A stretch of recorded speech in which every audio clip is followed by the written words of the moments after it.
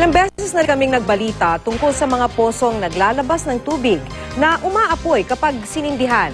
Ganito uli ang sitwasyon sa isang ginagawang poso sa Mangaldan, Pangasinan. Nangangamba na nga ang mga residente dahil tila may kumukulo pa raw sa ilalim ng lupa. Makibalita tayo kay CJ Turida ng GMA Dagupan. Hindi ordinaryo ang tubig na lumalabas mula sa tubong ito sa Barangay Gilig, Mangaldan, Pangasinan. Amoy gas kasi ito at may kasamang lumalabas na hanging amoy gas din. Kapag sinindihan, nag-aapoy ang tubig at tubo.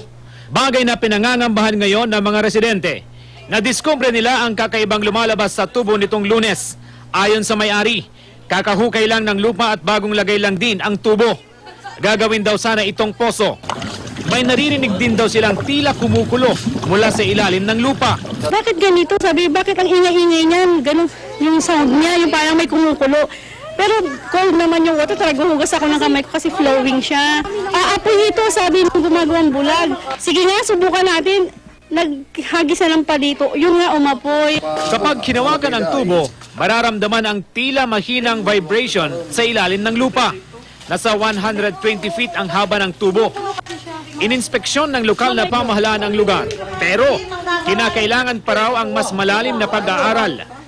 Habang ginagawa ito, pinagbabawalan ng lumapit ang mga residente sa tubo, lalo na ang mga bata. Nakita ko, hindi ito biro, sinindihan yung talagang umaapoy talaga.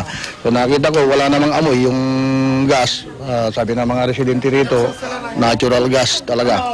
So, indoors na lang, mga nakakaalam kung ano talaga ito. Itinigil na muna ang paggawa ng poso para na rin sa kaligtasan ng mga residente. Kasi maraming bata, ma'am. Oo.